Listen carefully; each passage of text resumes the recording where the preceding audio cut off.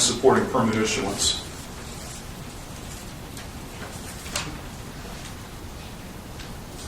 Several commenters expressed concern that people with compromised immune systems would be at particular risk from the proposed activity, and requests were made for more extensive testing of residuals and soils, imposing time restrictions on applications, and imposing increased buffers along the James River. It should be noted that DEQ consulted with the Virginia Department of Health to develop the current VPA regulations. This draft permit was drafted in accordance with those regulations. Where citizens are able to document a particular health issue and they provide a document signed by their physician, DEQ can double the setback distance and will do so. And upon receipt of a notification from the Department of Health, we have been including additional setbacks. It should also be noted that while the pathogen reduction requirements for this permit are the same as with the biosolids permit, these residuals do contain fewer human pathogens than biosolids. Several citizens objected to the permit on the basis that odors from the materials would be objectionable and would be troublesome. From staff experience with the proposed source materials, we believe that impact to the neighbors from odor will be minimal. The composition of the material makes it unlikely that there will be aerosols or any sort of other dust kicked up by the application process. And again, the setback distances and the vector attraction reduction requirements are as those required for biosolids. Several commenters generally disapproved of Synagro's compliance history. Other commenters asked whether inspection reports were available to the public, suggested Synagro hire a third-party contractor to perform the inspection, questioned whether and how Synagro could indemnify people harmed by the proposed activity, and requested the violations be assessed the maximum penalty. If the board does approve the permit today, DEQ will perform compliance inspections, and if necessary, will initiate enforcement action. Our inspection reports are public information and can be made available via request consistent with the Virginia Freedom of Information Act. And any injunctive relief or civil charges sought in an enforcement proceeding will be consistent with applicable law and DEQ enforcement guidelines. Synagro's holding a permit issued by the board does not shield them from civil action involving nearby property owners, and they do maintain an environmental liability policy that's applicable to this activity. Commenters also expressed concern about the contamination of surface waters from the application field and had some concerns about specific receptors that might be affected by this activity.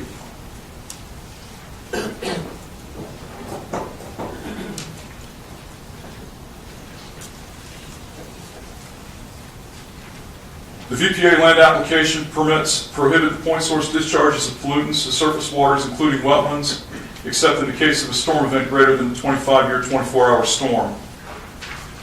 And this is achieved through implementing best management practices such as restrictions on application timing, the rate, and setbacks from sensitive environmental features, among other things.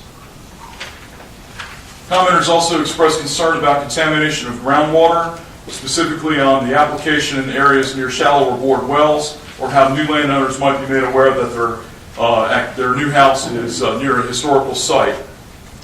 The setback, 100 feet from wells and field condition requirements in this permit also serves to protect groundwater supplies.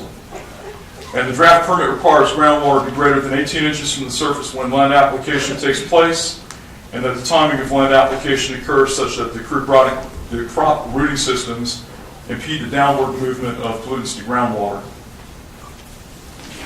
A number of other commenters expressed general concerns about hazardous materials and sludges and had concerns about the contamination's effect on adjoining properties. The VPA permit application includes screening for contaminants that would be reasonably expected to be present based on the nature of the industrial process. Smithfield and Tyson are derived from the treatment of wastewater associated with food processing and packaging. Rock 10 residuals are derived from a pulping operation and would not pose risks associated with hormones, antibiotics, or pathogens. For all three of these residuals, one alternative method of managing material is via disposal in a sanitary landfill. All three of these generators have made non-hazardous declarations to the landfills and have provided documentation to support that assertion. Several commenters also objected to the permit on the basis that their enjoyment of biking, canoeing, and other recreational activities would be diminished by the proposed activity. Staff would like to note that the areas in which this application is proposed are historically used for agricultural or silvicultural purposes, and there's no activity authorized under the permit that should detract from the aesthetics of the areas in which this application will take place.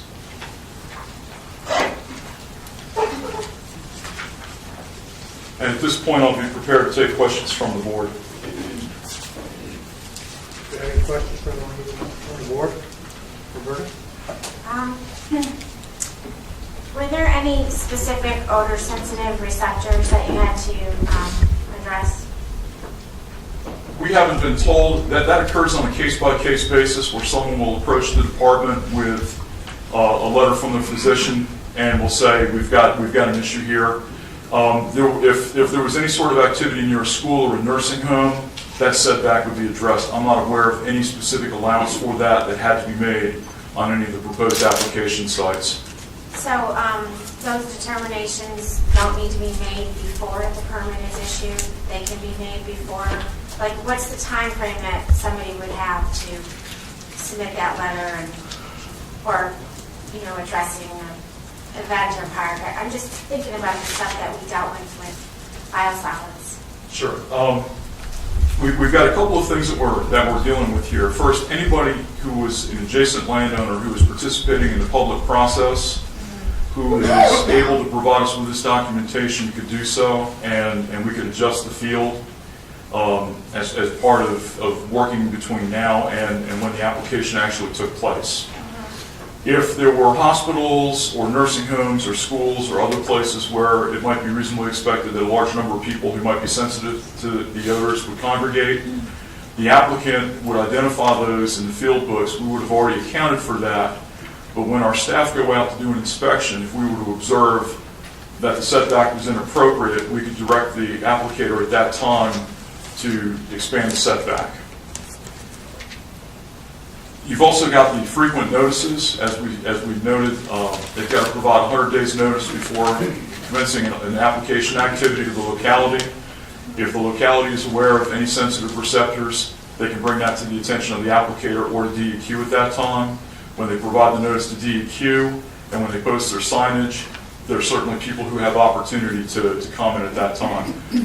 The best way for me to describe it is that if we were made aware of a sensitive receptor and had a bona fide request to expand the setback right up to the time that the application occurred, we could take action to do that, just like we would for biosolids. Okay. Anybody else? Tom? Can you tell us, please, just what is in the materials that Rock 10 will be offering for land application? Yes, sir. Rock 10 operates a craft paper mill, and without going through all the details of how that mill operates, the wastewater that is generated by that mill process goes through what is called a UNOx wastewater treatment plant. It's very similar to the wastewater plant that's in the city of Hopewell. It's an activated sludge plant that uses single-celled organisms to break down the waste material in the wastewater, and it uses pure oxygen to help accelerate the breakdown. What we're looking at is basically the dead cell bodies of those organisms that are breaking down the wood waste and the other material that's present in the Rock 10 wastewater. And as that material, as those animals go through, or the organisms go through their life cycle and they die off, the sludge is wasted, and it's drawn off, it's broken down further, and then it's pressed in, and then it's ready for the application. I've seen the material coming off the sludge press. It looks vaguely like plastic wood, and the odor is it's pretty much like wood pulp. It's not significantly. It's not worse than what you would see with the ambience of West Point. It's got a very faint odor by comparison. How about inorganics in it? I had the metal slide up. The metals are really low on it, and selenium is actually below detection levels. I know that was a metal that's a number of commenters had a concern about. I'm sorry, say that again about selenium? Selenium was below detection levels. Okay. Thank you. Heather? Mr. Ware, with regard to the the required setbacks, are those setbacks required to be staked, and does DEQ field verify those setbacks with the application? Yes, ma'am. Very similar to how a biosolids application is going to take place. When the field is being set up for application, the field has to be flagged so that the individual applying the material knows where the buffers are and where the setbacks are. And DEQ inspectors would be out verifying that, and the inspection frequency would be comparable to what we're doing for biosolids right now. When we're going out and doing an inspection, we're going to be looking at the application rate to make sure that it's appropriate for the agricultural activity that's proposed or silvicultural activity, and we will ensure that the buffers and setbacks are being observed. I'd also like to remind the board that the individuals who are applying this have to go through the same certification process that a biosolids supplier has to go through. So they understand what the requirements are by the permit and the biosolids reg, or in this case the EPA regulation, and they understand the importance of observing those buffers and setbacks. Thank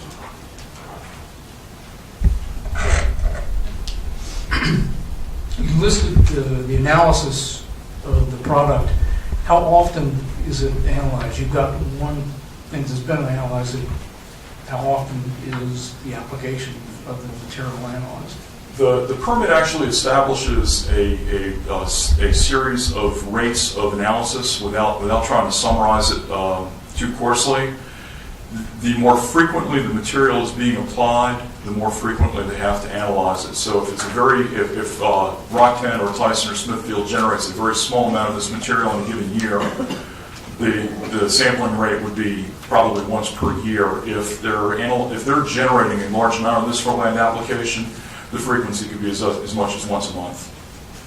Is that done by independent labs? Or are they doing it, or is DEQ doing it? The reporting program for the VPA permit program is similar to what is being done for the VPDS program, in that the agency relies on self-reporting for most of the compliance reporting. Most of the companies will contract an independent laboratory to either collect, analyze, or both, and then those results will be submitted to the department. There are substantial penalties for falsifying or messing up the chain of custody on that data. Any other questions? Roberta? In the public comments, there was a question about hormones and antibiotics, and I had submitted a question a couple of days before the meeting, and I didn't get a response yet, so I was wondering if you had. Did you send one? I just didn't see it. I've got a response for Okay. you, Ms. Kelley.